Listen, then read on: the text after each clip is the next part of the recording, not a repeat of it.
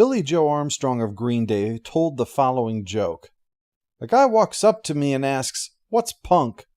So I kick over a garbage can and say, "That's punk." So he kicks over the garbage can and says, "That's punk?" And I say, "No, that's trendy." The word cyberpunk was actually invented when it was used as a short story title in 1980, with the primary goal of being a one-word title that would stick with the people who read it. Yet, the word would quickly be applied to an emerging subgenre of science fiction.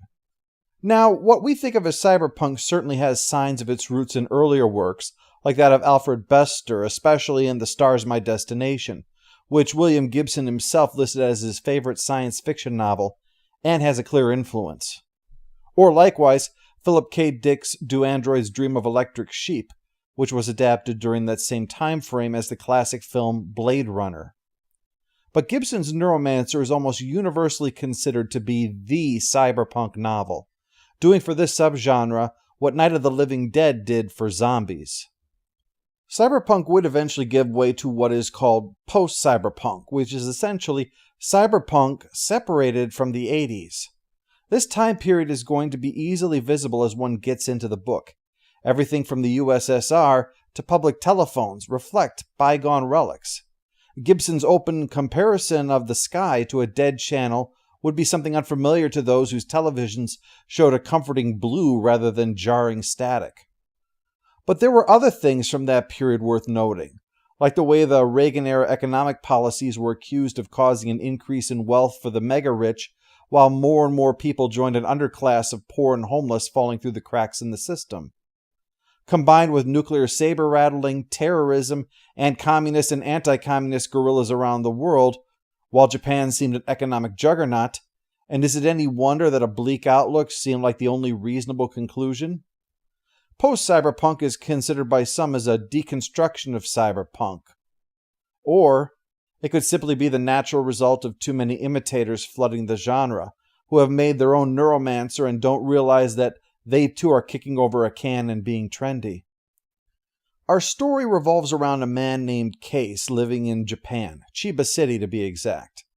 Chiba City is a place for expatriates and for a thriving black market in many things, including cutting-edge tech and organs. Chiba City establishes right out of the gate a view of the world from the point of view of those at the bottom, a world where corporations have power and where the U.S. government seems to have effectively collapsed. One aspect of punk is to question and challenge authority, and not to acquiesce if it doesn't like the answer. And this kind of thing fits in with what we see: contempt for those who sell out and work for the big companies, where they effectively are contained their entire lives. When Case spots a man with a public indication that he's got some kind of corporate connection, he notes, with a sense of approval, that this guy's coming around down here is likely going to wind up with him in a black market clinic where his tech implants and organs are going to be harvested. That shows both the contempt for and the callousness of life here. It doesn't matter how big you might think you are. In Chiba City, you are meat that is still moving. This is not a dystopia as is often thought of. The oppression of government or enforced corporate domination is no Orwellian presence. The atmosphere is instead one of apathy. The world is ugly because we don't care that it is. Case is a former console cowboy, a computer hacker since he was 22, and learned from two of the best that there ever were. He worked for others for a time, accessing the Matrix through their gear to accomplish whatever illegal or questionable thing that they might want. Things went well until he made the worst mistake that a cowboy can. He stole from his employers, and they found out. Rather than killing him, though, they used a Russian mycotoxin on him, one which destroyed his ability to ever access the Matrix again. This was more than just a way of destroying his livelihood, like breaking the hands of a piano player. It took away what Case had to live for. For Case, the Matrix was everything. His body was merely meat.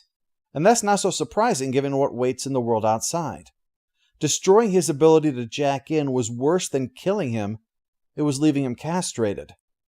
This is what brought Case to Chiba City, with its black market medicine one of the best in the world, especially in neurosurgery. Despite exhausting his resources, no one could do anything but shake their heads at him. Case was cut off from the Matrix forever. But Case wasn't dead, so he had to find a new way of surviving, and so he began hustling, a middleman in that lucrative trade, someone who killed 3 people in the first month over money. Yet Case is on a self-destructive course, getting into drugs, hooking up with a girl he found in an arcade that clearly wants him to feed her own habit, and taking on riskier and more dangerous hustles, while at the same time not carrying a weapon.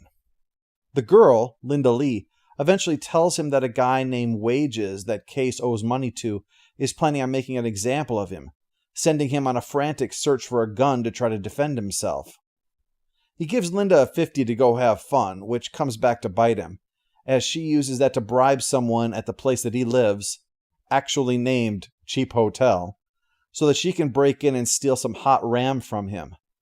Case is stuck fighting for a life that deep down he seems to know isn't worth living. After squaring things away for the moment with Wage, Case comes face to face with a woman who has been stalking him, Molly Millions. Molly is a razor girl, a street samurai, essentially your own personal superhuman, with mirrored implants for eyes, blades behind her fingernails, and an amped-up nervous system to make her reflexes inhuman. Complete that with her flechette pistol, and she is a force to be reckoned with, and the prototype for a lot of characters such as Trinity in the film The Matrix, which borrows heavily from Neuromancer. Molly represents one form of this use of technology in the future, cybernetics and medical enhancements to become superhuman, but not in the name of an organization or a cause. Her kind are common enough to have the nickname of Razor Girls, after all. There's also Rat, a bartender in Chiba City who has a Russian-built prosthetic arm. Super technology for today, yet clearly outdated junk in the time of Neuromancer, showing the developed nature of technology in this world. It's not all shiny like Molly's eyes.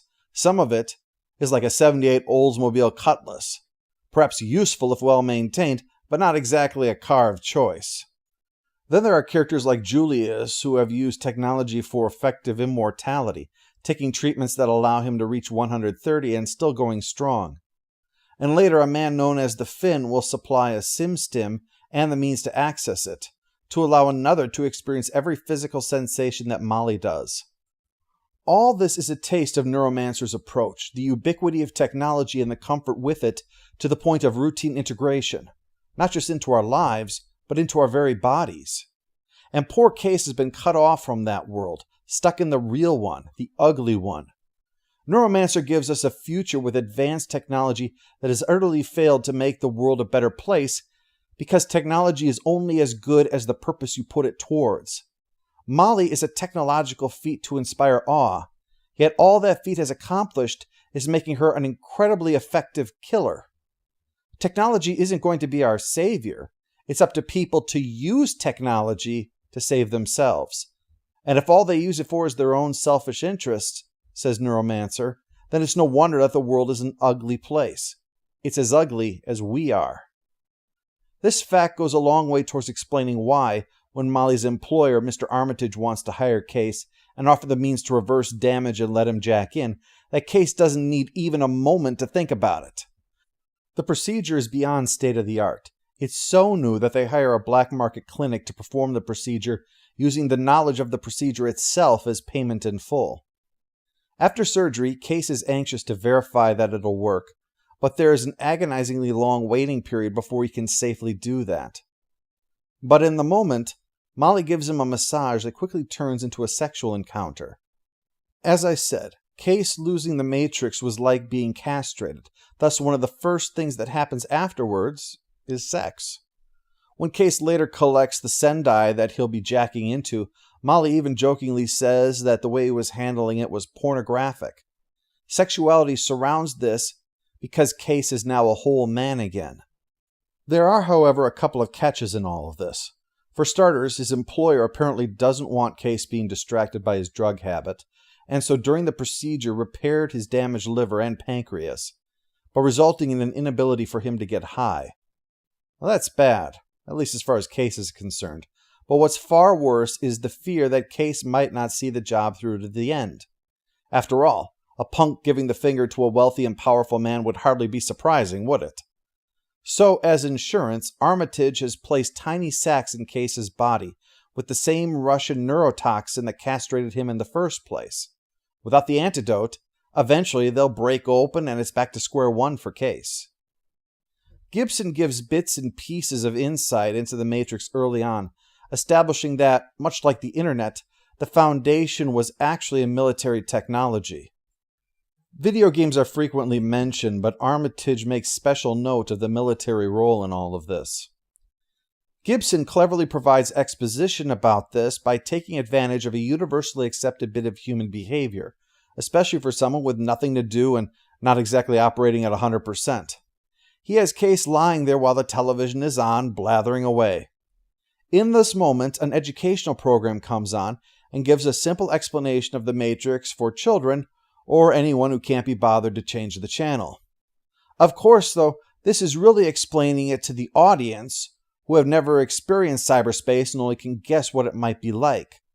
Quote, a consensual hallucination experienced daily by billions of legitimate operators in every nation, by children being taught mathematic concepts, a graphic representation of data abstracted from the banks of every computer in the human system, unthinkable complexity, lines of light ranged in the non-space of the mind, clusters and constellations of data. The use of constellations is especially apt, especially in light of Case's fascination with the shuriken, the famous ninja weapon commonly referred to as a throwing star. The book opens describing the sky as a TV turned to a dead channel, a gray static, and that wasn't merely a description of the moment, but a recurring one. The attraction to analogs for stars in a world with a sky like that over Chiba City is understandable.